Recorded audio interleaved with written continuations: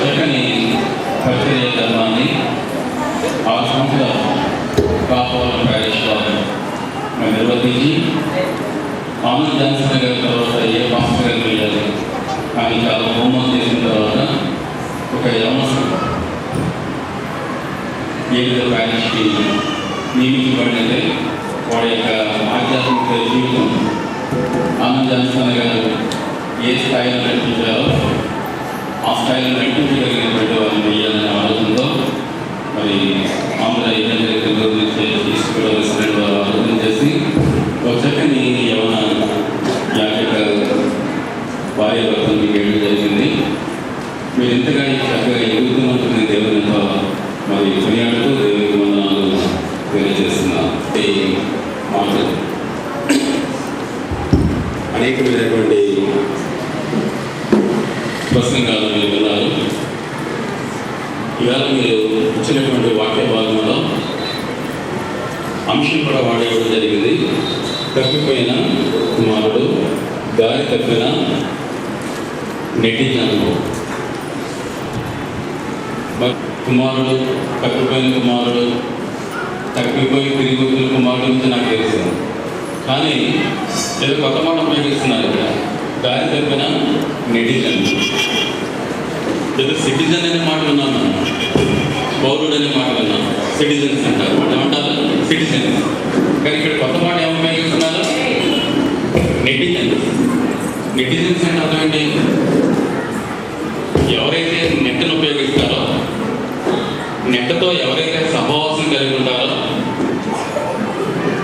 Social media, Facebook, net, దీన్ని వాడే వాళ్ళందరినీ కూడా ఏమంటారు అన్నమాట? నెటిజన్స్.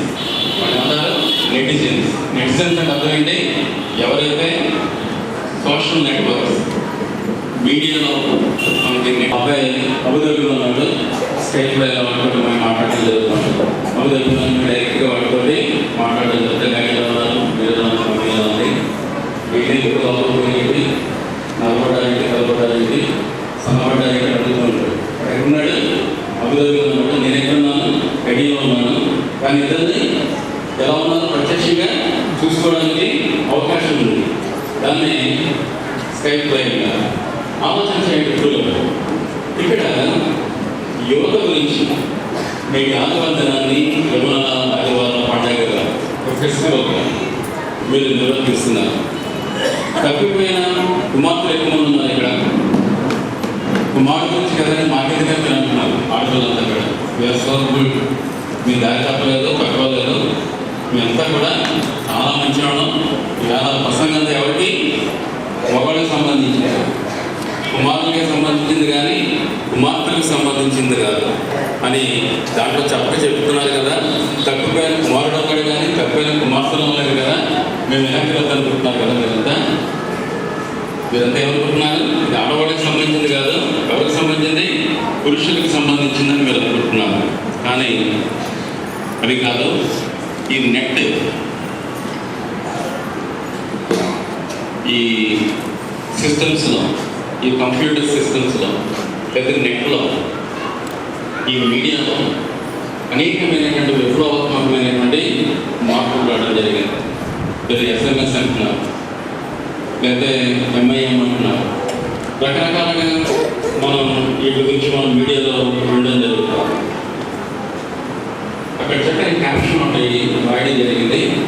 నేను జ్ఞానాన్ని కాదా అని అనుకున్నవాడు యెహోవా యందు భయభక్తులు కలిగి చెడుతనము విడిచిపెట్టాను. ఇది మరి ఎవరు బిడ్డలు ఎంచుకున్నటువంటి అంశంగా నేను భావిస్తున్నాను. ఏమని ఎంచుకున్నారు? మీ పాంప్లెట్లో, నాకు ఇచ్చినటువంటి పాంప్లెట్లో కావాలని 7 నెలల పైన ఉన్నటువంటి మాటలు చదువుతున్నాను. నేను జ్ఞానాన్ని కాదా అని నీవు అనుకోవద్దు, యెహోవా యందు భయభక్తులు కలిగి చెడుతనము విడిచిపెట్టు. ఇక్కడ మరి పుట్టింది తప్పేమో. నేను జ్ఞానిని కదా, I'm an intelligent person, I'm an intelligent, నేను చాలా తెలివైనవాడిని, నాకు అన్నీ వచ్చాను అనే కాదా కాదు. కాదంటే సమస్యలు, నాకంటే నువ్వు ఒప్పుకోవడం ఉంటే సమస్యలు రావు. భార్య కంటే భర్త గొప్ప నమ్మక సాధారణంగా మనకి సెల్ఫ్ కాన్ఫిడెన్స్ ఉంటుంది. మనకేముండాలి? Self confidence. మన మీద మనకి నమ్మకం ఉండాలి. మన మీద మనకి నమ్మకం లేదా మనం ఏ పని చేయాలి? You must have self confidence. But you don't have over confidence. మనకేమనకూడదు? ఓవర్ కాన్ఫిడెన్స్ ఉండకూడదు. నేనే గొప్పవాడిని అని అనుకోకూడదు. ఏముండాలి? మనకు కూడా సెల్ఫ్ కాన్ఫిడెన్స్ ఉండాలి. మన మీద మనకి నమ్మకం ఉండాలి. కానీ నేనే భావన మాత్రం మనకి ఉండకూడదు అనే విషయాన్ని మనం జ్ఞాపకం చేసుకోవాల్సినటువంటి అవసరం. అందుకే ఇక్కడ చెప్తున్నాడు, మీ స్వబుద్ధిని ఆధారం చేసుకునగా మీ పూర్ణ హృదయంతో యెహోవా యందు నమ్మిక ఉంచు. Trust in the Lord. Trust in the Lord with all your heart and learn not on your own understanding. మనంతా మనం ఏదో గొప్పవాళ్ళని అనుకోవడం కాదు. మన స్వబుద్ధిని ఆధారం చేసుకోకుండా ఎవరి మీద ఆధారపడాలి? మనం దేవుని మీద మనం నమ్మకం ఉంచాలి అనే విషయాన్ని నేను మీకు జ్ఞాపకం చేయడానికి ఇష్టపడుతున్నాను. అక్కడే మూడో మాట నేను జ్ఞాపకం చేస్తాను. సామెతల గ్రంథంలో మీ ప్రవర్తన అంతటి యందు దేవుని అధికారాన్ని ఒప్పుకోవాలి. ఈ మూడు మాటలు మనం నేర్చుకోవాలి. నెటిజన్ గురించి కూడా నేను చెప్తాను, నెట్ గురించి చెప్తాను. కానీ యవన ఆదివారం దినాన్ని ముందు ఒక విషయం ఉంటాను. 13 సంవత్సరాల నుంచి 30 సంవత్సరాలు 13 years to 30 years 13 సంవత్సరాల ప్రాయాన్ని యవన ప్రాయం స్టార్ట్ చేశారు. 13 సంవత్సరాల నుంచి 30 సంవత్సరాల మధ్యలో ఉన్న వాళ్ళంతా కూడా యవనస్తులు. నేను కాదు చెయ్యాలి కానీ వ్యవస్థలు నన్ను మన నేనే మనిషి 30 to 30 13 సంవత్సరాల నుంచి 30 సంవత్సరాల మధ్య ఉన్న వయసుకు నేను పిలుస్తున్నాను యవనస్తులు పిలుస్తున్నాను. యాక్చువల్గా 13 నుంచి 19 వరకు టీనేజ్ అంటే 30 to 19. లాస్ట్లో ఏం మాటలు వస్తాయి? టీన్ 13, 14, 15, 16, 17, 18, 19 అంటే దాన్ని ఏమంటామాట? టీనేజ్ అంటారు. దాన్ని ఏమంటారు? టీనేజ్. ఏమైనప్పుడు కూడా ఈ ఏజ్లో ఒక బలహీనత ఏంటంటే స్వబుద్ధిని ఆధారం చేసుకుంటాం. నేను అనుసరిస్తున్నదే మంచిది, నేను చేస్తున్నదే మంచిది, నా అభిప్రాయం మంచిది, ఇతరులు నా అభిప్రాయాన్ని గౌరవించాలనే ఒక మానసికమైన యాటిట్యూడ్ కలిగి ఉంటారు. దాన్ని స్వబుద్ధి అని అంటారు. ఇంకొక బ్యాడ్ క్వాలిటీ ఏంటంటే నేనే తెలివిలో అనుకుంటాను. I'm the intelligent, I'm the strong man అని ఇలాగ రకరకాలైనటువంటి భావాలు ఈ వయసులో ఉంటాయి. ఎందుకంటే జ్ఞాని అయినటువంటి సులోమన్ రాస్తున్నాడు, నీ స్వబుద్ధిని పక్కన పెట్టు, నీ యొక్క జ్ఞానాన్ని పక్కన పెట్టు, నీ ప్రవర్తన అంతటి ఏం చేయాలి? దేవుని అధికారానికి ఒప్పుకో. You must obey the authority of the God. We must obey the authority of the God. దేవుని అధికారానికి మనం విధేయత చూపించాలి అనే విషయాన్ని మనం ఆలోచన చేయవలసినటువంటి అవసరం.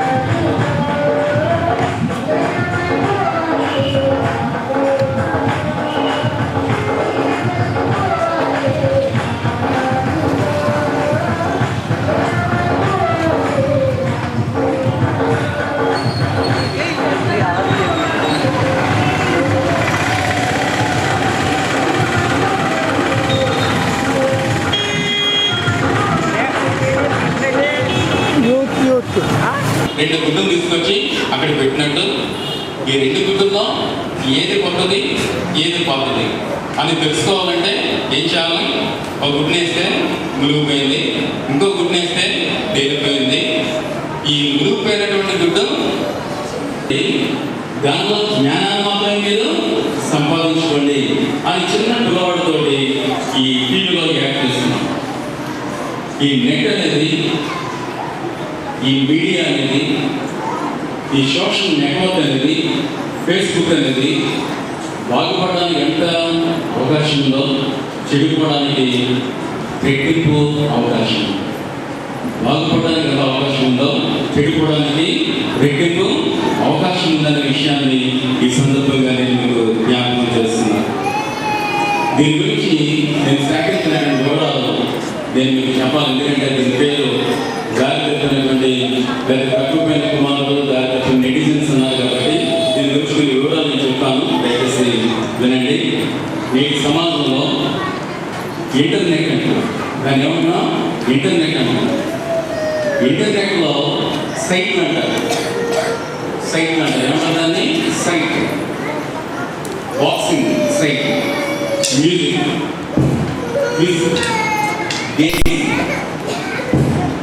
ర్యాంక్ మీద నట్టు సూర్యగాలు దొరికిస్తూ రకరకాల విన్యాసాలు నడుస్తూ ఉంటారు, క్యాంప్ వాక్ అంటారు, రకరకాలుగా చేస్తూ ఉంటారు.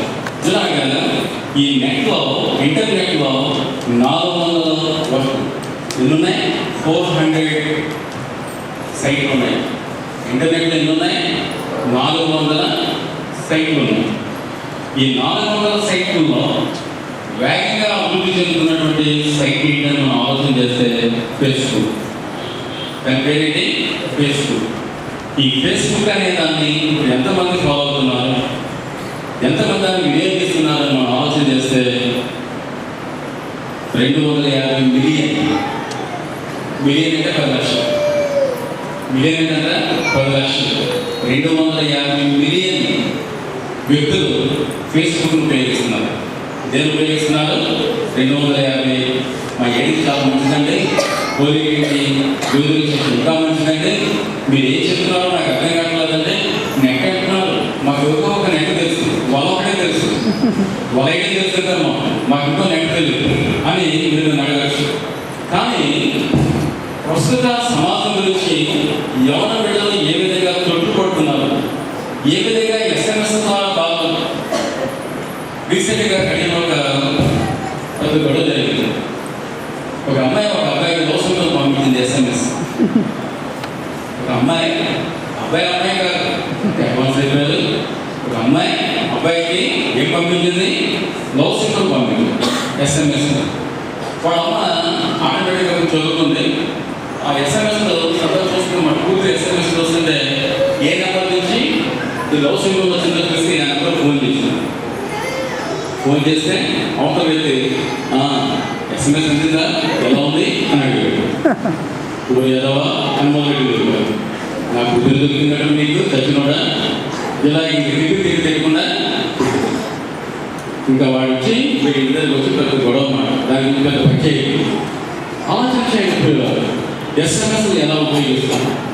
I'm waiting at railway station, I'm waiting at bus stand, I'm waiting at medical stores, you come soon. ఎంతమంది పంపిస్తున్నారు నాకు SMS? ఒకసారి ఆలోచన చేయవలసినటువంటి అవసరత నేటి దినం ఉందనే విషయాన్ని నేను మీకు జ్ఞాపకం చేస్తున్నాను. ఈ ఫేస్బుక్లో ప్రతి 250 మిలియన్ పీపుల్లో కనీసం ఎన్ని నిమిషాలు మాట్లాడుతున్నారు? ఫేస్బుక్ దగ్గర ఎంతమంది కూర్చుంటున్నారంటే అరగంట కూర్చుంటున్నారు మినిమం. ఎంతసేపు కూర్చుంటున్నారు? అరగంట కూర్చొని ఫేస్బుక్లో వాళ్ళ ఫ్రెండ్స్ తోటి షార్టింగ్ అంటారు. దాన్ని ఏమంటారు? షార్టింగ్ అంటే వీళ్ళు ఏదో రాస్తూ ఉంటారు, వాళ్ళు జవాబు చెప్తూ ఉంటారు, దాన్ని షార్టింగ్ అంటారు. ఇలాగ 26 నిమిషాలు 30 నిమిషాల మధ్య ఇది జరుగుతుందనే విషయాన్ని ఈ నెటిజన్స్ అనే దాని గురించి చెప్పడం జరిగింది. మగపిల్లలు ఏడిపించడం అనేది ఎలా వేస్తున్నామో, ఆడపిల్లలు ఏడిపిస్తున్నారు, మగవాళ్ళు ఉండడం లేదు. ఆడవాళ్ళు కూడా ఎవరు ఏడిపిస్తారు? మగవాళ్ళు ఏడిపిస్తున్నారు. ఇది వాస్తవం, మీరు అమ్మాయినే లేదు. ఆలోచన చేస్తాం పురుగు. ఇది ఒక వ్యసనంగా మారిపోయింది. ఏంటది? ఇంటర్నెట్ వాడడం అనేది ఒక వ్యసనంగా మారిపోయింది. అది సరదాగా మొదలెట్టుకున్నారు, అది ఒక చెడు అలవాటుగా మారిపోయింది. క్రమక్రమంగా ఈ ఇంటర్నెట్ వాడు బానిసలు అయిపోతున్నారు. వాడు మనసంతా కూడా ఫేస్బుక్ మీద, వాడు మనసంతా కూడా ఇంటర్నెట్ మీద, వాడు మనసంతా కూడా టీవీ మీద, వాడు మనసంతా కూడా సెల్ మీద. రీసెంట్గా ఒక వ్యక్తి మధ్య కొత్త ఇయర్ రింగ్స్ మీకు తెలుసా అని అడిగాడు. అశోక్ నాయుడు మాస్టర్ గారు ఏమడిగాడు, కొత్తగా ఇయర్ రింగ్స్ వచ్చినాయండి మీకు తెలుసా అని అడిగాడు. నేను ఆడలేదా, నేను ఆడదానా, నాకు ఇయర్ రింగ్స్తో నాకు సంబంధం ఏంటి? అబ్బాయి లేదా ఇప్పుడు ఇయర్ రింగ్స్ అందరూ వాడుతున్నారండి, ఇయర్ రింగ్స్ మీకు తెలియదని అడిగాడు. ఏంటో నాకు తెలియదు చెప్పండి. ఇంకేంటి సార్, సెల్ ఫోన్ ఒక ఇయర్ రింగ్, అందరి చెవుల్లో ఏమి ఉంటుంది, సెల్ ఫోన్. అవతల మాట్లాడుతున్నా లేకపోయినా టామ్ స్టైల్గా సెల్ ఫోన్ నడిచేది కూడా ఇది స్టైల్ ఏం చేస్తున్నాడు ఎవరికి తెలియదు. అంచేత కొత్తగా వచ్చినటువంటి ఇయర్ రింగ్ ఏంటి కూడా సెల్ ఫోన్. ఇంత మారిపోయింది సమాజం. ఆలోచన చేయండి, మన సమయాన్ని, మన మనసుని, మన శక్తిని అంతా కూడా ఈ ఇంటర్నెట్ బిల్ చేస్తుంది, ఈ సెల్ ఫోన్ బిల్ చేస్తుంది, ఈ సైట్ బిల్ చేస్తుంది, ఈ ఫేస్బుక్ బిల్ చేస్తుంది, మీరు పిప్పిగా బిల్ చేస్తుంది. దేనికి నీ యవన శక్తిని ఉపయోగించకుండా వేర్వేరు కావాలో నీ శక్తి వృధా అయిపోతుందనే విషయాన్ని ఈ నెటిజన్స్ అనే మాటను బట్టి నేను మీకు జ్ఞాపకం చేయడానికి ఇష్టపడుతున్నాను. పెద్దవాళ్ళకి నాకే నచ్చదు. నా ఇంట్లో ల్యాప్టాప్ ఉంది, స్కై ఉంది. మా అమ్మాయి ఆన్ చేస్తే కానీ నాకు ఆ సైట్లో గమని చేస్తారు. 35,000 40,000 పెట్టి నేను ల్యాప్టాప్ కొన్నాను, ల్యాప్టాప్. దాన్ని ఉపయోగించి ఆన్ చేయడం ఆఫ్ చేయడం నాకు చేస్తారు. ఎందుకంటే నాకు పనికిరాని, నాకు అనవసరమైన వస్తువుగా నేను పక్కన పెట్టాను. కానీ దాని కాస్ట్ ఎంత, 40,000 రూపాయలు. కానీ దాన్ని ఉపయోగించడం కానీ ఆన్ చేయడం కానీ నాకు రావట్లేదు. కానీ చిన్న చిన్న పిల్లలు, ఈ వయసు పిల్లలు కూడా సెల్ దగ్గర పెట్టుకుని ఎన్ని గేమ్స్ ఆడుతున్నారు, ఏమంటున్నారు, ఎన్ని గేమ్స్ మనకి తెలియట్లేదు. సెల్ ఏదైనా చేస్తే పాడిపోతామన్న భయం. కానీ మన ఒక్క పీకేస్తున్నాడు, రకరకాల ఆటలాడుతున్నాడు. ఇంత స్కోర్ వచ్చింది, అంత స్కోర్ వచ్చింది అని చెప్తున్నాడు. నేను గెలిచానంటున్నాడు. బయటలో ఏదో బాగా అంటాడు, బాగా వేసినట్టాడు. స్పీడ్గా కాలిపోతూ ఉంటాడు. ఏదో స్పీడ్ బ్రేక్ వస్తుంది, వెంటనే కాలిపోయింది, తప్పించుకున్నట్టు ఎవడో దొంగ పరిగెత్తుకు వస్తూ ఉంటాడు. ఏదో ఎంత ఫాస్ట్గా జనరేషన్ మారిపోయింది, అంత ఫాస్ట్గా జనరేషన్ మారిపోయింది. ఈ ఫాస్ట్నెస్ అనేది మానవునికి ఉపయోగంగా లేదు, కానీ మానవుని యొక్క నాశనానికి కారణమవుతుంది. యవన బిడ్డల గురించి నేటి దేవుడు చాలా స్పష్టంగా మాట్లాడుతున్నాడు. మనం నెటిజన్స్గా ఉన్నామా, క్రిస్టియన్స్గా ఉన్నామా? యవన బిడ్డలు అడిగే ప్రశ్న, మీరు ఎలా ఉన్నారు? నెటిజన్స్గా ఉంటారా, క్రిస్టియన్స్గా ఉంటారా? జాన్ రస్కిన్ అనే ఒక భక్తుడు ఒక చక్కని మాట మాట్లాడాడు. We are not Christians but not churchians. ఏమన్నాడు? We are not Christians but not చర్చియన్స్.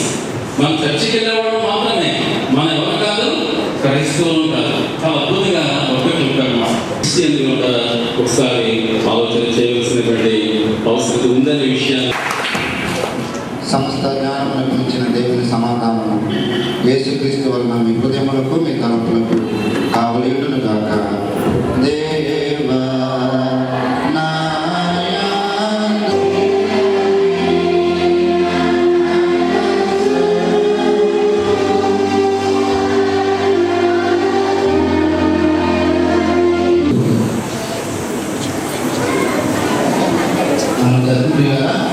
సంతోషం చక్కని ఆశీర్వాదకరమైనటువంటి సందేశాన్ని మనం వినగలిగాం. మరి ప్రస్తుత సమాజంలో ఉన్నటువంటి సామాజిక రుగ్మత దాన్ని పెట్టబయలు చేస్తూ చెప్పబడినటువంటి సందేశం నేను చాలా ఆనందించాను. నా ఆధ్యాత్మిక జీవితంలో అనేక ప్రత్యేకమైన వందనాలు తెలియపరుస్తున్నాను. నాకు కూడా ఫేస్బుక్ అకౌంట్ ఉంది, ఈరోజు సందేశం అందరూ పెడతా ఉన్నాం.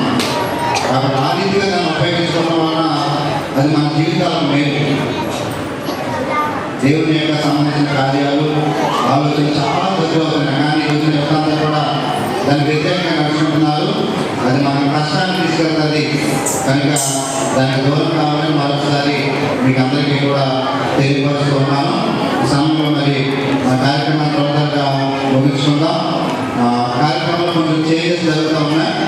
ఆ కార్యక్రమం సౌలభ్యంలో అందరూ గమనించాలని మనం చేస్తూ ఉన్నాను. ఇప్పుడు ఎవరైనా అందరూ కలిసి ప్రత్యేకమైన కీర్తన ఆలోచిస్తారు. అనంతరం మన మీటింగ్స్ కార్యక్రమాన్ని తర్వాత ఆ కార్యక్రమాన్ని మనం కొనసాగించుకుందాం. దేవుడు మనిషిలాగా మాట్లాడని ఈ పాట పాడుతున్నాం.